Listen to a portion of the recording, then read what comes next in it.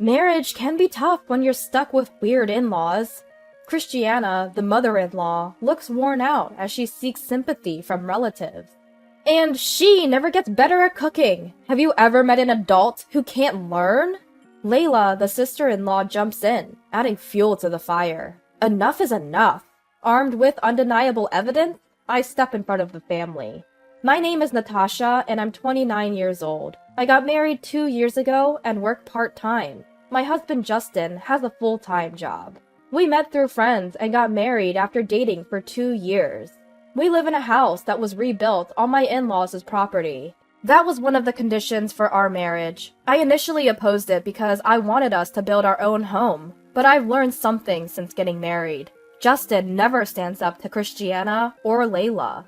He treats Christiana like she's a goddess, which was a shock to me. He tries to make sense of even her most nonsensical statements. Even when I suggested that living on the same property might be uncomfortable, Christiana shot it down.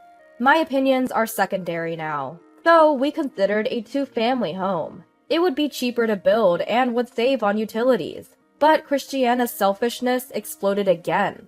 She insisted on living alone, complaining about hearing other people's noises, so we ended up building a small, separate house for her. I still don't understand why she was so against it. If anyone should be unhappy, it's me. She even refuses to install a shower in her place and comes over to ours every day. She insists on being the first to shower, claiming it affects her health otherwise.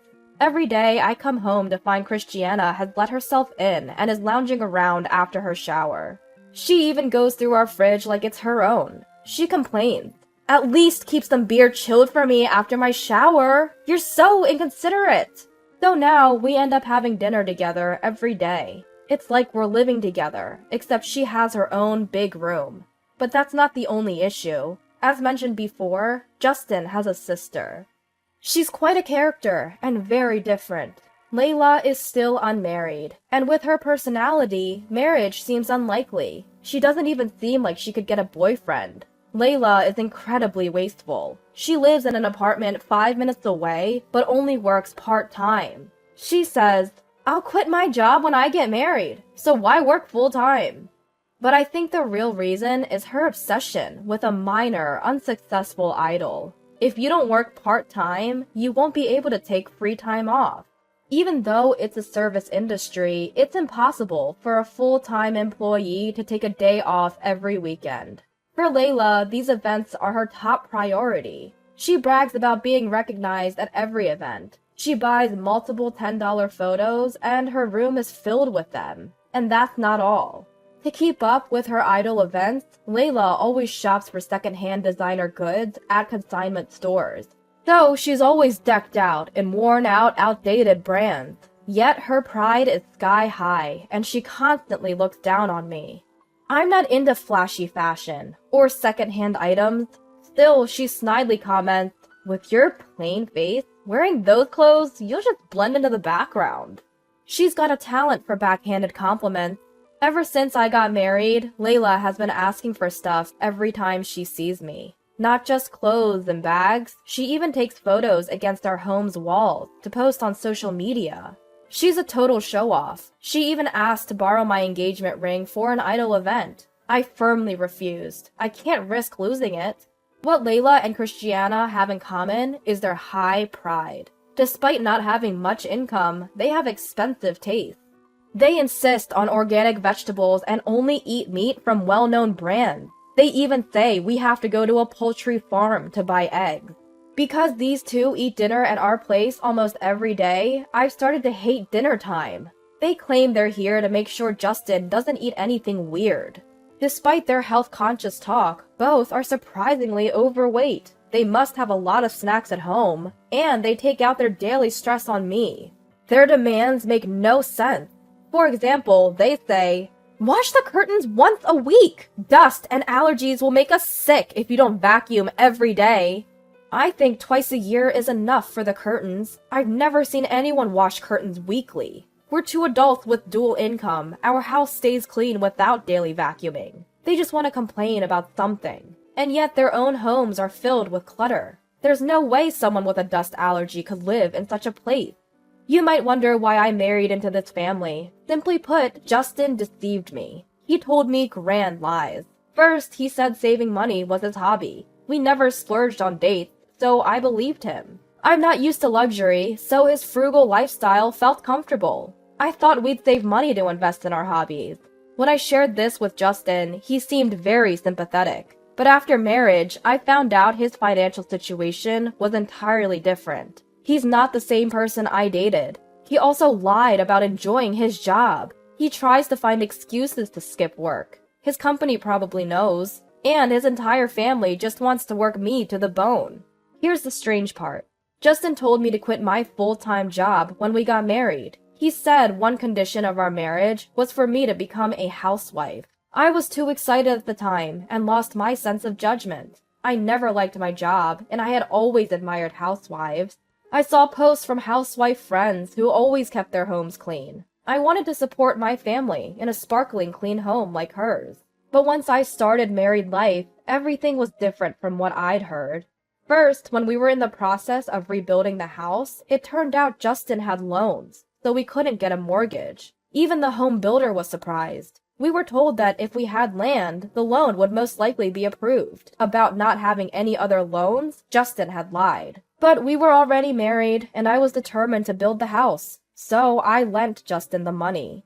Before marriage, I never thought I'd be responsible for the debt Justin accumulated while he was single. The silver lining was that I liked to save money and had a decent amount saved up. That's how I could cover Justin's debt. Otherwise, I couldn't bear it. My savings were almost entirely depleted when we got married, and the day I could become a housewife never came. I had to look for part-time work right away. Fortunately, I found part-time work quickly, as long as I wasn't picky about the hours. Even with a day's income, it's tough to get by on Justin's salary alone. Plus, we want kids someday, and we need emergency funds. So I took all the part-time work I could get. But the people in our house are not cooperative at all. They treat me like a servant. They insist that housework is my sole responsibility. They don't even wash their own dishes. Christiana says part-time work doesn't count as a real job. It's insulting. I want to tell her to try working herself. But if I talk back, even a little, she says, "If you can leave, then leave." There's a limit to what I can earn from part-time work. I regret quitting my job. Christiana tells me, "You can't live without Justin's income. Women should be more submissive." I don't want to be told to be quiet by the world's most nagging woman, Christiana. I was troubled by the daily harassment from my in-laws. Then something unexpected happened. Layla had a mental breakdown. Apparently, she was deceived by someone she met on a dating app, spent all her money, and was ultimately abandoned. She said she bought him everything he wanted. She spent all her money, even her living expenses, and rent. At that moment, I inwardly laughed at Layla. Was it an illusion that she and Christiana looked down on me so arrogantly? But my laughter lasted only a short while. The impact somehow came back to me. Layla had always been living off part-time jobs. She earned enough for her living expenses, but she had zero savings. Well, she's working part-time. So what can you do? If she can't work because of her mental state, she can't pay rent. Not my problem. She should focus on reality instead of chasing handsome men. She's an adult. She needs to solve her own problems. Given this financial situation, a family meeting was held. Seeing Layla's grim face, I realized how scary illness can be. Christiana and Justin brought lots of Layla's favorite foods, trying to cheer her up. Layla is overweight, so she'd probably be fine without food for a few days. Then Christiana said something shocking to me. "Healthy people should work. Natasha, you should send Layla 1.5K a month." I was speechless. Why should I send Layla, who brought this on herself, 1.5K every month? I couldn't wrap my head around Christiana's unexpected suggestion. 1.5K is too much, even for sending money to a college student. It's ridiculous. Then even Justin chimed in. "Yeah, let's do that for now. If she doesn't have to worry about money, she'll get better quickly. Right now, let's just focus on her getting better." By the way, most of that 1.5K would go to pay off the debt she'd been accumulating on her credit card. Knowing that, I'm even less inclined to pay or lend her money. Whether she's genuinely sick or just acting, Layla is exuding an aura of unhappiness. If I send her 1.5K, it would eat up most of my part-time earnings.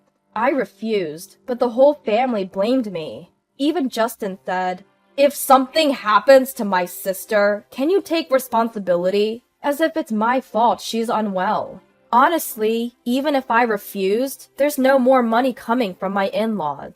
In the end, I had to send the money. Christiana and Layla still don't help with any housework. I wake up at 3 a.m. every day to finish all the housework before going to my part-time job. I send Layla 1K and even pay an additional $500 for her rent. Why should I pay her rent? Well, if she loses her place, she'll end up at our house, which is the last thing I want. Everyone in this house, including Justin, sees me as nothing more than a convenient source of money.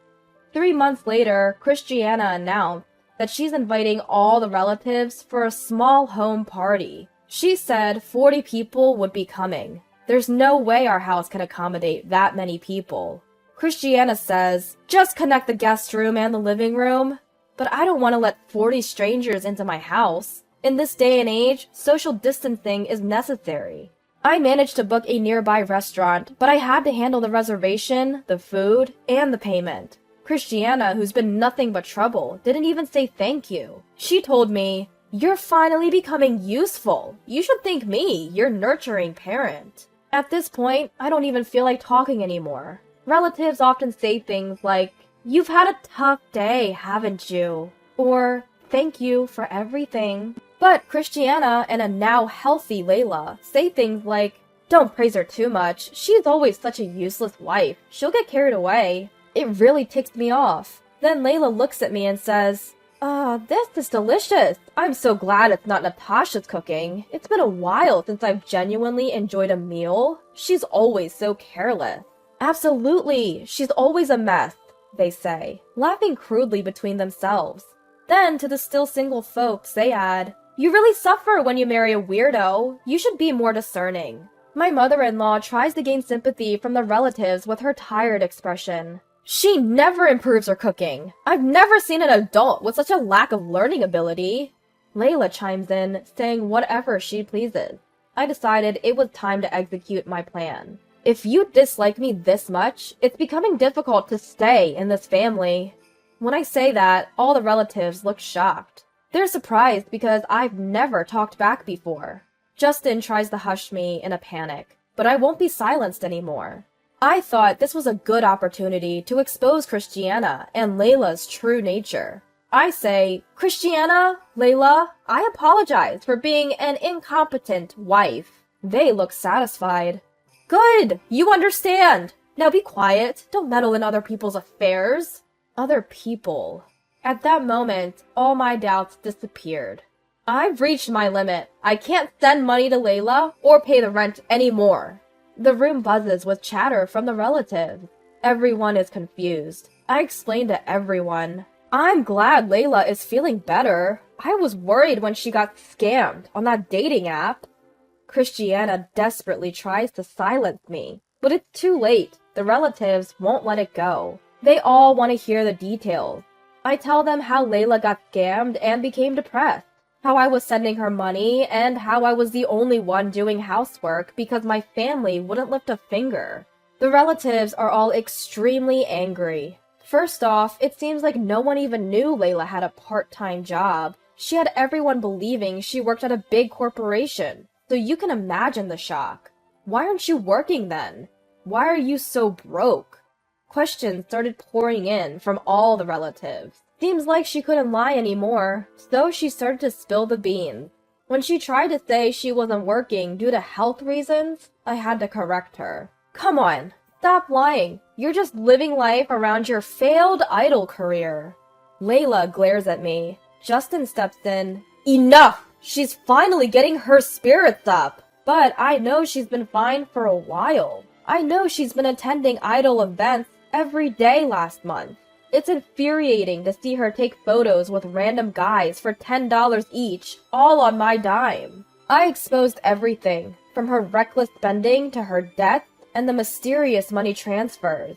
Then Layla starts fake crying, claims I've been bullying her and Christiana. I couldn't believe the audacity, but I had prepared for moments like this by gathering plenty of evidence. When I played the audio of Christiana and Layla bullying me, the whole family was in an uproar. I then announced my decision to divorce. I also told them that I had already packed my bags and was ready to leave the house. My husband was both shocked and angry. He probably didn't like being called out in front of everyone. The relatives were furious with my in-laws, saying, "This is totally different from what we've been told." Their support boosted my confidence. Although my husband was angry, the relatives backed my decision to divorce, and it was finalized without a hitch.